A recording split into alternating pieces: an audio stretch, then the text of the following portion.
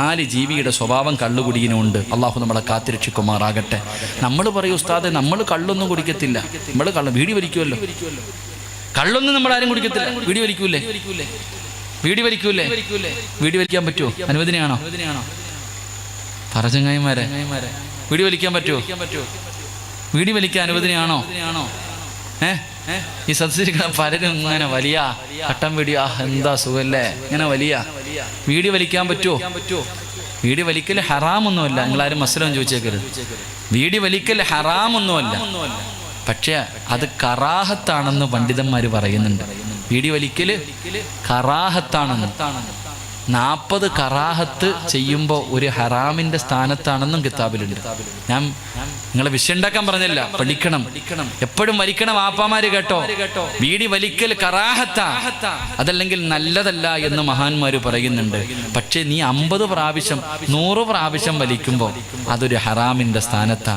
നീ രക്ഷപ്പെടുമോ എന്ന് ചിന്തിക്കുന്നത് നല്ലതാ. അള്ളാഹു ഈമാൻ തരുമാറാകട്ടെ. എവിടെ നിന്നാ ഇതുണ്ടായത്? ഈ ലഹരി വസ്തുക്കൾ മുഴുവനും ഉണ്ടായത് എവിടെ നിന്നാണെന്നറിയോ? അല്ലാഹു സുബ്ഹാനഹു വ തആല ശൈത്താനെ ശപിച്ചു. നീ നശിച്ചു പോകട്ടടാ, നീ ശപിക്കപ്പെട്ടവനാടാ. അല്ലാഹു ശപിച്ച സമയത്ത് ശൈത്താൻ നിന്ന് മൂത്രം ഒഴിച്ച് കളഞ്ഞു, പേടിച്ചിട്ട്. അല്ലാഹു ശൈത്താനെ ശപിച്ചപ്പോ അവൻ നിന്ന് മൂത്രം ഒഴിച്ചു. ആ മൂത്രം ഒഴിച്ചിട്ട് മൂത്രം വീണ സ്ഥലത്ത് നിന്ന സർവ്വ ലഹരി വസ്തുക്കളും ഉണ്ടായത്. വാപ്പ, നീ ചുണ്ടത്ത് വെച്ചിട്ട് ഇങ്ങനെ വലിക്കണത് അവിടെ നിന്നുണ്ടായ സാധനവാ. അല്ലാഹു ഈമാൻ തരുമാറാകട്ടെ. അല്ലാഹു ഈമാൻ തരുമാറാകട്ടെ. ശൈത്താന്റെ മൂത്രം വീണ സ്ഥലത്ത് നിന്ന് കിളിച്ച ആ സ്ഥാനം കൊണ്ടാ നീ ഇങ്ങനെ ചുണ്ടത്ത് വെച്ച് ഇങ്ങനെ വലിച്ചുകൊണ്ട് നടക്കുന്നത്. അല്ലാഹു നമുക്ക് ഈമാൻ നൽകി അനുഗ്രഹിക്കുമാറാകട്ടെ. അതുകൊണ്ട് എൻ്റെ പ്രിയമുള്ള സഹോദരങ്ങളെ, ലഹരി ഉപയോഗിക്കുന്നത് നിർത്തുക. കള്ളു കുടിക്കുന്നവൻ്റെ ആക്കിബത്ത് മോശമാ. അല്ലാഹു നമ്മളെ കാത്തിരക്ഷിക്കുമാറാകട്ടെ. എൻ്റെ പ്രിയപ്പെട്ടവരെ, ഒരു പാവപ്പെട്ട സാധുവായ, ആരാരും സഹായിക്കാനില്ലാത്ത ഒരു കുടുംബത്തിന് ഒരു കൂര വെച്ചു കൊടുക്കുക എന്ന ഒരു നല്ല ലക്ഷ്യത്തോടുകൂടി സംഘടിപ്പിച്ച പരിപാടിയുടെ അവസാനത്തെ ദിവസമാ. സംഘാടകരുടെ മുന്നിലേക്ക് കടന്നു വരുന്നു, ബക്കറ്റുമായിട്ട് നിങ്ങളുടെ മുന്നിലേക്ക് കടന്നു വരുന്നു. അല്ലാഹു തരുന്ന പ്രതിഫലം എന്തെന്നറിയോ? ആരെങ്കിലും ഒരു മനുഷ്യന് സദഖ കൊടുത്താൽ അല്ലാഹു അവന് കൊടുക്കാനിരിക്കുന്ന വിപത്തുകളെ തട്ടിമാറ്റുമെന്ന് നബി മുഹമ്മദ് മുസ്തഫ. അസ്സദഖത്തു റദ്ദുൽ ബലാ. വിപത്തുകളെ തട്ടിമാറ്റാൻ അല്ലാഹുവിന്റെ തീരുമാനം എന്താ നമുക്കറിയാൻ കഴിയോ? 2-3 ദിവസങ്ങൾക്ക് മുമ്പ് നമ്മുടെ കുറ്റിപ്പുറം എന്ന് പറയുന്ന സ്ഥലത്ത് എൻ്റെ ഒരു പ്രിയപ്പെട്ട സുഹൃത്തിൻ്റെ കൂടെ ഞാനൊരു മരിച്ച വീട്ടിലേക്ക് കടന്നു ചെന്നു. ഉസ്താദെ, നിങ്ങൾ വരണം, നിങ്ങളൊക്കെ പത്രങ്ങളിലൂടെ വായിച്ചതാ. അള്ളാഹുവെ, വിവാഹം കഴിഞ്ഞു 10-11 വർഷക്കാലം മക്കളില്ലാതെ ഒരു വാപ്പയും ഉമ്മയും അള്ളാഹുവിൻ്റെ മുന്നിൽ കരഞ്ഞു ദുആ ചെയ്തുകൊണ്ട് നടന്നു. ഒരുപാട് കൊല്ലം ദുആ ചെയ്തുകൊണ്ട് നടന്നു. അവസാനം അള്ളാഹു സുബ്ഹാനഹു വ തആല 3 മക്കളെ കൊടുത്തു, 2 ആണും 1 പെണ്ണും. അള്ളാഹു 3 മക്കളെ കൊടുത്തു. 21 വയസ്സുള്ള ഒരു മകൻ, +1 പഠിക്കുന്ന ഒരു മകൾ, ഉദവിക്ക് പഠിക്കുന്ന ഒരു ചെറിയ മുത്തഅല്ലിം. എൻ്റെ പ്രിയമുള്ളവരെ, പൂജയുടെ ലീവായത് കാരണം എല്ലാവരും കൂടെ അകന്ന ഒരു കുടുംബത്തിലെ അകന്ന ഒരു വീട്ടിലേക്ക് കടന്നു ചെന്നു. അവരുടെ വീടിൻ്റെ പരിസരത്തുള്ള നദിയിലേക്ക് കുളിക്കാൻ ഇറങ്ങിയപ്പോൾ തൻ്റെ കൂടപ്പുറപ്പ് വെള്ളത്തിൻ്റെ അകത്ത് തൂങ്ങി താഴുന്നത് കണ്ടപ്പോൾ രക്ഷപ്പെടുത്താൻ സഹോദരനും സഹോദരിയും കൂടെ ചാടി. എൻ്റെ പ്രിയമുള്ളവരെ, ഞാൻ ആ വീട്ടിലേക്ക് കടന്നു ചെന്നു. ആ വീട്ടിൽ ആ പ്രിയപ്പെട്ട മക്കളുടെ വാപ്പ ഇരിപ്പുണ്ട്. ഉസ്താദേ, ഉമ്മയ്ക്ക് സുഖമില്ലെന്ന് പറഞ്ഞ് വിളിച്ചു വരുത്തിയതാ. ഗൾഫിലായിരുന്നു, ഉമ്മയ്ക്ക് സുഖമില്ല എന്ന് പറഞ്ഞ് വിളിച്ചു വരുത്തി. നാട്ടിലേക്ക് വന്നപ്പോൾ വീട്ടിൽ ആൾക്കാർ കൂടി നിൽക്കുന്നത് കണ്ടപ്പോൾ ആ സാധു വിചാരിച്ചു എൻ്റെ ഉമ്മ മരിച്ചുപോയെന്ന്. ഉമ്മ എന്ന് പറഞ്ഞുകൊണ്ട് വീടിൻ്റെ അകത്തേക്ക് ഓടി ചെല്ലുമ്പോൾ ഉമ്മ വീടിൻ്റെ അകത്തിരിപ്പുണ്ട്. മകനെ കെട്ടിപ്പിടിച്ചിട്ട് പറഞ്ഞു, മോനെ, അള്ളാഹു നിനക്ക് തന്ന 3 എണ്ണവും പോയി മോനെ.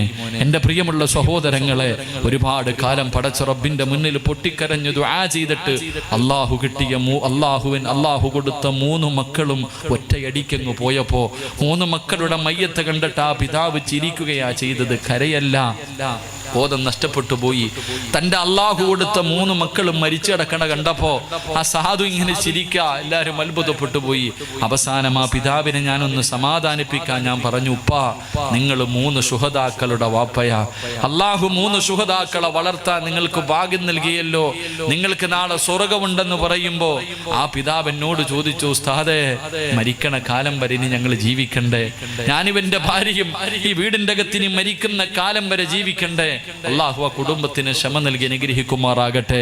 ഈ പാവങ്ങൾ ഒരു പാവപ്പെട്ട കുടുംബത്തിന് അവർക്ക് വീട് കെട്ടാനല്ല, അവരുടെ പെങ്ങന്മാരെ കെട്ടിക്കാനല്ല, അവരുടെ കുടുംബത്തിൽ ആർക്കെങ്കിലും സഹായം ചെയ്യാനല്ല, ഈ നാട്ടിലെ ഒരു പാവപ്പെട്ട ആരാരുമില്ലാത്ത ഒരു സഹോദരിക്ക് ഒരു വീട് വെച്ച് കൊടുക്കുക എന്ന ഒരു ലക്ഷ്യത്തോടെ അറഫയുടെ മക്കൾ നിങ്ങളുടെ മുന്നിലേക്ക് വരികയാ. മനസ്സറിഞ്ഞുകൊണ്ടൊരു സദക്കയിട്ട അസ്സദഖത്തു റദ്ദുൽ ബലാ, സദക്ക വിപത്തുകളെ തട്ടിമാറ്റുമെന്ന് നബി മുഹമ്മദ് മുസ്തഫ. നിനക്ക് മാരകമായ രോഗം അല്ലാഹു തരാൻ ഉദ്ദേശിച്ചിട്ടുണ്ടെങ്കിൽ ഈ സദക്ക അത് തട്ടിമാറ്റും. നിന്റെ മക്കളും മരിപ്പിക്കാൻ നിനക്ക് താങ്ങാൻ കഴിയാത്ത വേദന, നിനക്ക് മാരക രോഗം, നിന്റെ കയ്യും കാലും വെട്ടിമുറിക്കുന്ന രോഗം അല്ലാഹു തരാൻ ഉദ്ദേശിച്ചിട്ടുണ്ടെങ്കിൽ ഈ സദക്ക കൊണ്ട് അത് തട്ടിമാറ്റും. അല്ലാഹു നമുക്ക് ഈമാൻ തരുമാറാകട്ടെ. അതുകൊണ്ട് എല്ലാവരും എഴുന്നേറ്റ് ഓടേണ്ടവർക്ക് ഓടാം, ഇരിക്കേണ്ടവർക്ക് ഇരിക്കാം, ഓടേണ്ടവർക്ക് ഓടാം. എൻ്റെ പ്രിയമുള്ള സഹോദരങ്ങളെ, എല്ലാവരും മനസ്സറിഞ്ഞുകൊണ്ടൊരു നല്ല സദക്ക ഒന്ന് പോക്കറ്റി കൈയിട്ടെ. അല്ലാഹുവേ, എൻ്റെ കൈ എനിക്ക് വേണം, എൻ്റെ കാലെനിക്ക് വേണം, എൻ്റെ ആരോഗ്യം എനിക്ക് വേണം, എൻ്റെ കണ്ണെനിക്ക് വേണം, എൻ്റെ മക്കളെ എനിക്ക് വേണം.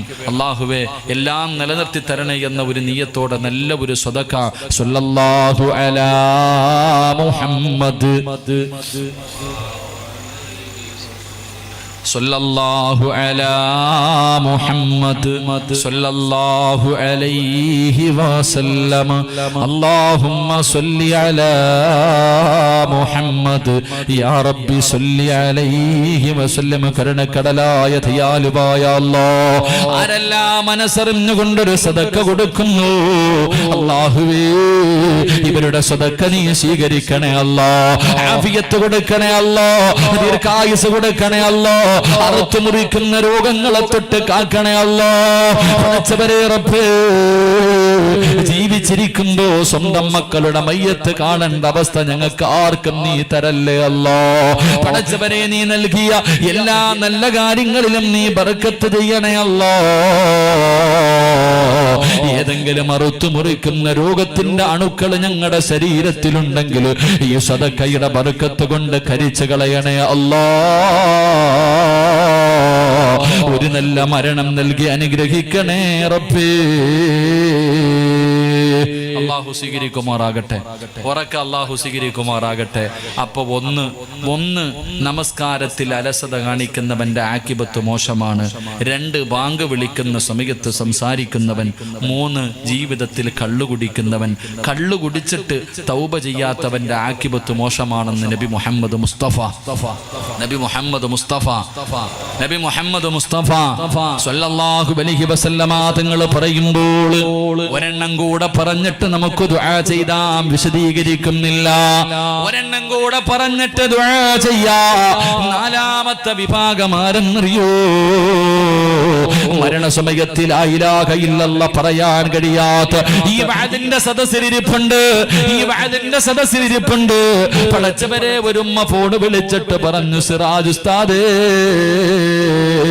എന്റെ പൊന്നുമോന് വേണ്ടി ഒന്ന് ദുആ ചെയ്യണേ, എന്റെ പൊന്നുമോനൊന്ന് നന്നാകാൻ ദുആ ചെയ്യണേ. അവൻ എന്നെ തല്ലുന്ന ഉസ്താദ്, എന്നെ വേദനിപ്പിക്കുന്ന ഉസ്താദ്, ഇന്ന് ദുആ ചെയ്യണേ എന്ന് പറഞ്ഞ ഉമ്മയും മറക്കപ്പുറം ഇരിപ്പുണ്ട്.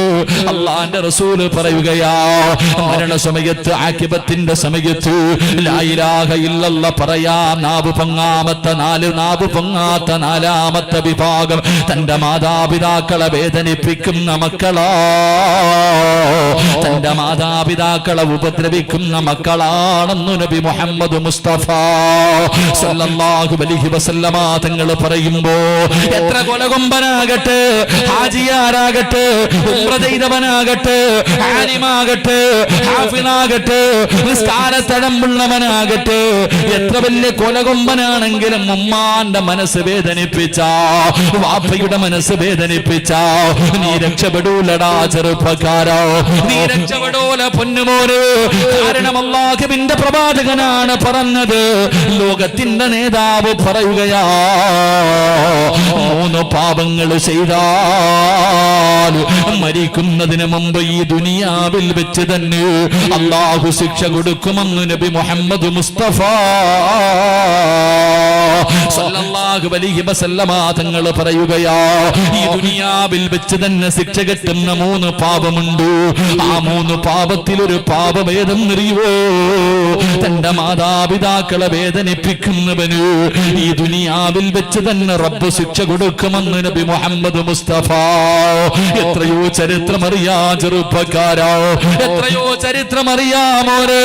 അല്ലാഹുവിന്റെ പ്രവാചകന്റെ സ്വഹാബിയാണ് അൽഖമ റളിയല്ലാഹു തആല അൻഹു. പടച്ചവര് മരണത്തോട് മല്ലടിച്ചു കൊണ്ട് കിടക്കുകയാ, സക്കറാത്തിന്റെ അവസ്ഥയിൽ കിടക്കുകയാ. സഹാബികൾ അടുത്ത് നിന്നിട്ട് പറഞ്ഞു കൊടുത്തു, ലാ ഇലാഹ ഇല്ലല്ലാഹ്. അൽഖമ റളിയല്ലാഹു തആല അൻഹു അവിടുന്ന് ഷഹാദത്ത് കലിമ പറഞ്ഞു കൊടുക്കുമ്പോ അൽഖമയ്ക്ക് പറയണമെന്നുണ്ട്, പക്ഷേ നാവ് പൊങ്ങുന്നില്ല. അവിടത്തെ നാവ് പൊക്കിയിട്ട് പറയാൻ കഴിയുന്നില്ല. സഹാബികൾ വരുന്നു, നബിയേ യാ റസൂലല്ലാഹ്, അല്ലാഹുവിന്റെ പ്രവാചകരേ, അൽഖമയ്ക്ക് ഷഹാദത്ത് കലിമ പറയാൻ കഴിയുന്നില്ല നബിയേ. റസൂലുള്ള ചോദിച്ച ചോദ്യം എന്തെന്നറിയോ? സഹാബാ, അൽഖമയുടെ ഉമ്മ ജീവിച്ചിരിപ്പുണ്ടോ? സഹാബാ, ഉണ്ട് നബിയേ, അൽഖമയുടെ ഉമ്മ ജീവിച്ചിരിപ്പുണ്ട്. അല്ലാഹുവിന്റെ റസൂല് പറഞ്ഞു വിളിച്ചു കൊണ്ടുവരാർ. അൽഖമ റളിയല്ലാഹു തആല അൻഹുവിന്റെ ഉമ്മാനെ കൊണ്ടുവന്നു. റസൂലുള്ള ചോദിച്ചു, ഉമ്മാ, നിങ്ങളുടെ പൊന്നുമോനുമായിട്ട് നിങ്ങൾ എങ്ങനെയാ ഉമ്മാ? യാ റസൂലല്ലാഹ്, അൽഖമയ്ക്ക് എന്നെ വല്ലാത്ത ഇഷ്ടമായിരുന്നു നബിയേ. അവൻ എന്നോട് വല്ലാത്ത സ്നേഹമായിരുന്നു. എന്റെ പൊന്നുമോൻ എന്നെ വല്ലാത്ത കാര്യമായിരുന്നു. പക്ഷേ അവൻ വിവാഹം കഴിച്ചു കഴിഞ്ഞപ്പോ എന്നെക്കാളും സ്നേഹം അവൻ അവന്റെ ഭാര്യയോടാണ് നബിയേ. എന്നെക്കാളും സ്നേഹം അവൻ അവന്റെ ഭാര്യയോടാ. അത് ഉമ്മയുടെ തെറ്റിദ്ധാരണയായിരുന്നു എന്ന് ചരിത്രം പറയുകയാ. അൽഖമയ്ക്ക് ഉമ്മാനെ വല്ലാത്ത ഇഷ്ടമായിരുന്നു. പക്ഷേ ഉമ്മ വിചാരിക്കുന്നത് മകൻ എന്നെക്കാളും സ്നേഹം അവന്റെ ഭാര്യയോടാണ്. ഉമ്മയുടെ മനസ്സ് വേദനിച്ചു. ഒരിക്കൽ ഉമ്മാന്റെ മനസ്സ് വേദനിച്ചു. അല്ലാ, അതുകൊണ്ടാണ് മരണസമയത്തിൽ ലാ ഇലാഹ ഇല്ലല്ലാഹ് പറയാൻ കഴിയാത്തത്. റസൂലുള്ള പറയുന്നു, ഉമ്മ, നിങ്ങളൊന്ന് പൊരുത്തപ്പെട്ടു കൊടുക്കൂ. അൽഖമയ്ക്ക് നിങ്ങളൊന്ന് പൊരുത്തപ്പെട്ടു കൊടുക്കൂ. അവന് ലാ ഇലാഹ ഇല്ലല്ലാഹ് പറയാൻ കഴിയുന്നില്ല ഉമ്മ. ഉമ്മ പറഞ്ഞു, ഇല്ല നബിയേ, ഞാനവന് പൊരുത്തപ്പെട്ടു കൊടുക്കൂല നബിയേ, ഞാനവന് പൊരുത്തപ്പെട്ടു കൊടുക്കൂല. ഞാനവൻ വല്ലാതെ സ്നേഹിച്ചതാ. അല്ലാഹുവേ, ഉമ്മ പൊരുത്തം കൊടുക്കില്ല എന്ന് പറയുമ്പോ അല്ലാഹുവിന്റെ റസൂല് പറഞ്ഞു, സഹാബാ, കത്തിച്ച് കള സഹാബാ. ഉമ്മയുടെ പൊരുത്തമില്ലാത്ത അൽഖമയെ കത്തിച്ച് കള സഹാബാ. ഉമ്മ പറയുന്നു, വേണ്ട നബിയേ, എന്റെ പൊന്നുമോനെ കത്തിക്കല്ലേ നബിയേ. അവൻ എത്ര ദ്രോഹം ചെയ്താലും എന്റെ മകനല്ലേ, ഞാനവന് പൊരുത്തപ്പെട്ടു കൊടുത്തിരിക്കുന്നു യാ റസൂലല്ലാഹ്.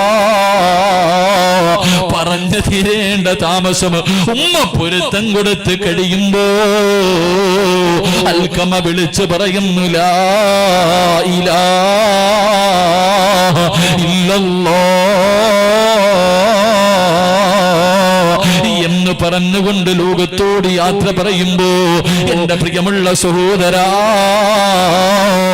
മാതാപിതാക്കളുടെ മനസ്സ് വേദനിപ്പിക്കുന്നവന്റെ ആഖിബത്ത് മോശമാണെന്ന് നബി മുഹമ്മദ് മുസ്തഫ സല്ലല്ലാഹു അലൈഹി വസല്ലം. അല്ലാഹു നമുക്ക് ഈമാൻ തരുമാറാകട്ടെ. അൽഖമ റളിയല്ലാഹു തആല അൻഹു പ്രവാചകന്റെ സഹാബിയ. ഉമ്മാനെ തല്ലിയില്ല, ചീത്ത വിളിച്ചില്ല, വൃദ്ധസദനത്തിൽ കൊണ്ടെറിഞ്ഞില്ല, പട്ടിണി കിട്ടില്ല, കണ്ണുനീര് കുടിപ്പിച്ചില്ല. ഉമ്മാനെക്കാളും സ്നേഹം ഭാര്യയോടാണെന്ന് ഉമ്മയ്ക്കൊരു തോന്നലുണ്ടായി. മനസ്സൊന്ന് വേദനിച്ചു. ആ സ്വഹാബിക്കും മരണസമയം ലാ ഇലാഹ ഇല്ലല്ലാഹ് പറയാൻ കഴിഞ്ഞില്ല. അവസാനം ഉമ്മ പൊരുത്തം കൊടുത്തപ്പോഴേ ആ പറയാൻ കഴിഞ്ഞത് എന്ന് ചരിത്രം പഠിപ്പിക്കുന്നു. അല്ലാഹു നമുക്ക് ഈമാൻ തരുമാറാകട്ടെ. അല്ലാഹു നമുക്ക് ഈമാൻ തരുമാറാകട്ടെ. എല്ലാവരും എഴുന്നേറ്റ് ബിസ്മില്ലാ ദുആ ചെയ്യാം. വാ, ഇങ്ങോട്ട് അടുത്തേക്ക് വാ എല്ലാവരും, ഇൻഷാ അല്ലാഹ് അടുത്തേക്ക് വാ. എല്ലാവരും എനിക്കൊന്ന് കാണണം ഇൻഷാ അല്ലാഹ്. വാ, അൽഹംദുലില്ലാഹ്, സ്വലാത്തു സ്വല്ലല്ലാഹു ഫൈസൽ. ഫൈസല ഫൈസൽ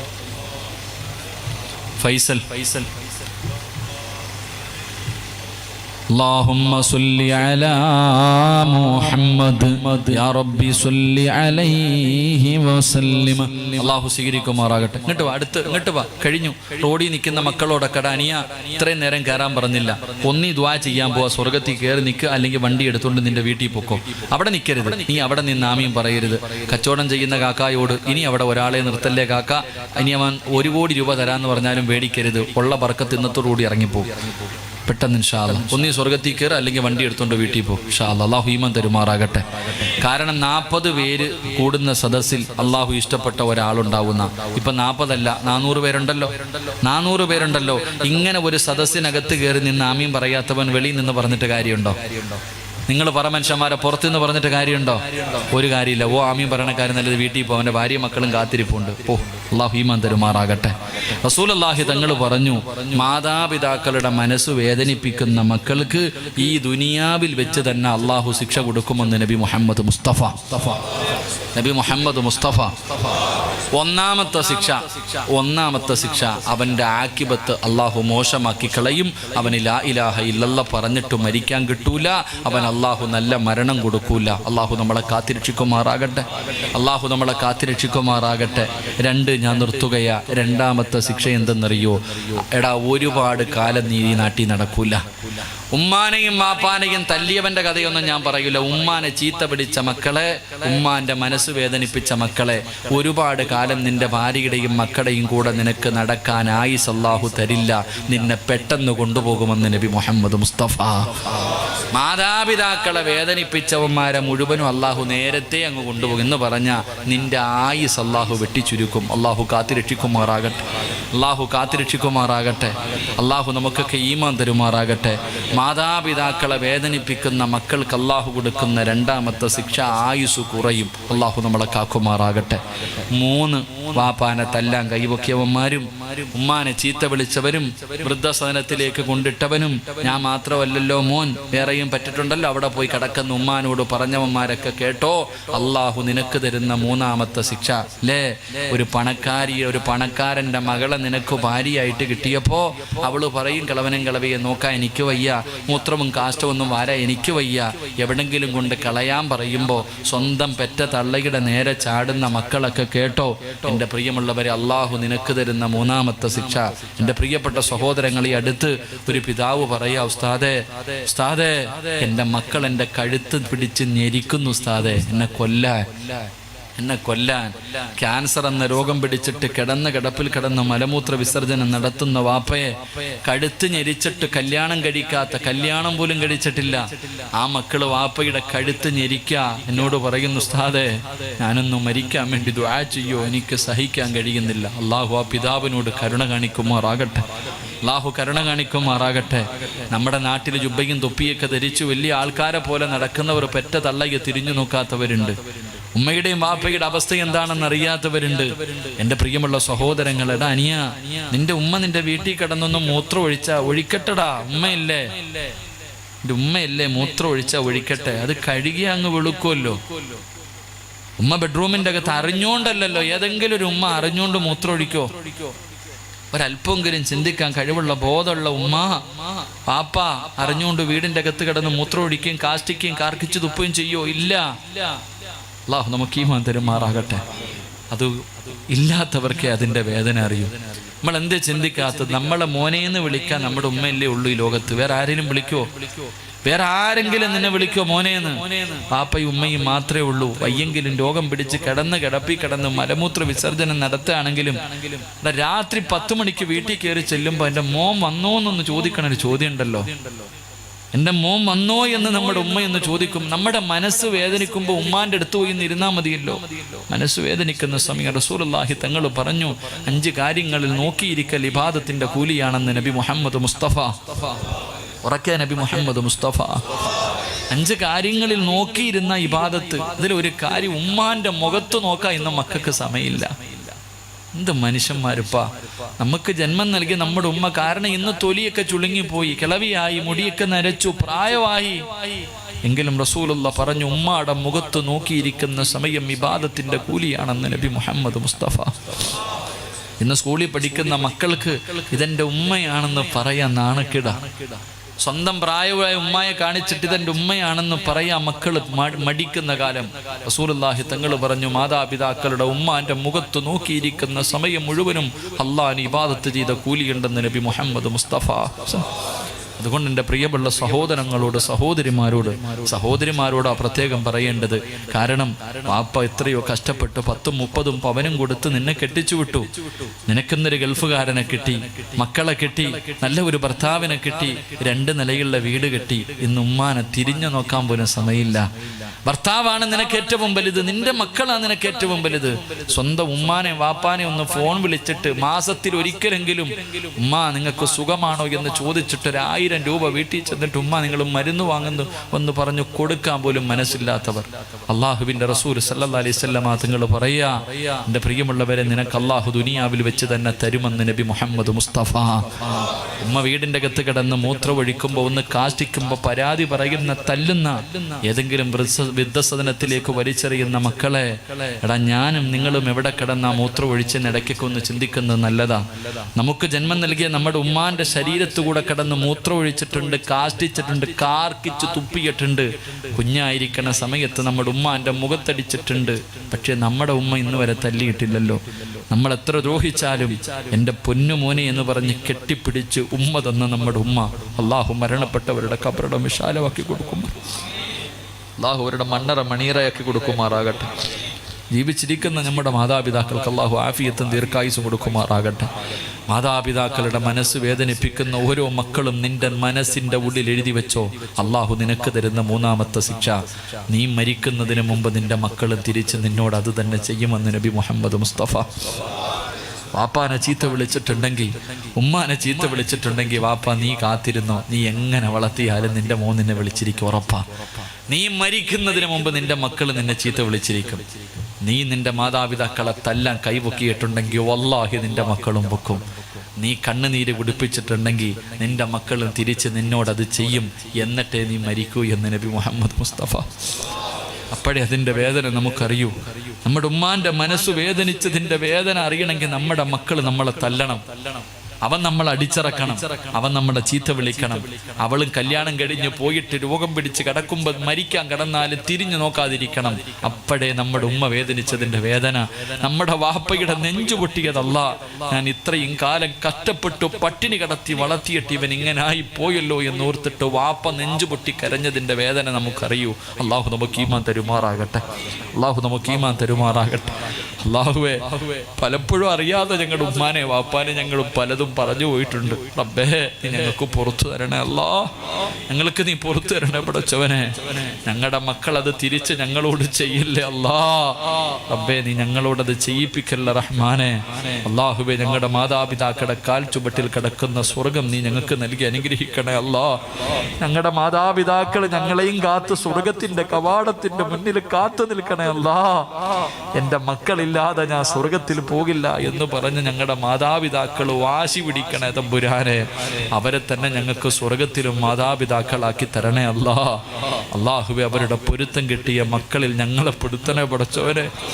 ഞങ്ങൾ ഞങ്ങളുടെ മാതാപിതാക്കളെ സ്നേഹിക്കുന്നത് പോലെ സ്നേഹമുള്ള മക്കളെ നീ ഞങ്ങൾക്ക് നൽകി അനുഗ്രഹിക്കണേ അല്ലാ. എൻ്റെ പ്രിയമുള്ളവരെ, പ്രവാചകൻ പറഞ്ഞു, മാതാപിതാക്കളെ വേദനിപ്പിക്കുന്ന മക്കൾക്ക് നല്ല മരണമില്ലെന്ന് നബി മുഹമ്മദ് മുസ്തഫ. അള്ളാഹു നമുക്ക് ഈമാൻ നൽകുമാറാകട്ടെ. എൻ്റെ പ്രിയമുള്ളവരെ, ഞാൻ നിർത്തുകയാ. മരിക്കുന്ന സമയത്ത് ദാഹം തീർന്നവരായി മരിക്കാനുള്ള സൂറത്ത് പറഞ്ഞു ദുആ ചെയ്യാ. എൻ്റെ പ്രിയമുള്ളവരെ, ഇരിക്കുന്നവരാ അവര്.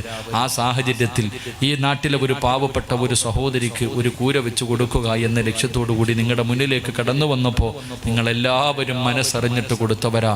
അള്ളാഹു നിങ്ങൾക്ക് എല്ലാവർക്കും അർഹമായ പ്രതിഫലം നൽകുമാറാകട്ടെ.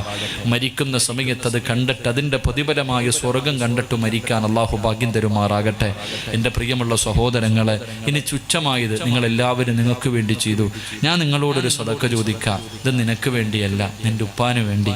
നിന്നെ പൊന്നുപോലെ രാവും പകലും കിടന്ന് കഷ്ടപ്പെട്ടു പട്ടിണി കിടന്നിട്ട് വളർത്തിയ നിൻ്റെ ഉപ്പ, നിന്നെ നൊന്ത് പ്രസവിച്ച നമ്മുടെ ഉമ്മ, നമ്മുടെ മാതാപിതാക്കളുടെ ഖബർ സ്വർഗമാകാൻ ഒരു സദക്ക വേണം. അല്ലാഹു ഭാഗ്യം തരുമാറാകട്ടെ.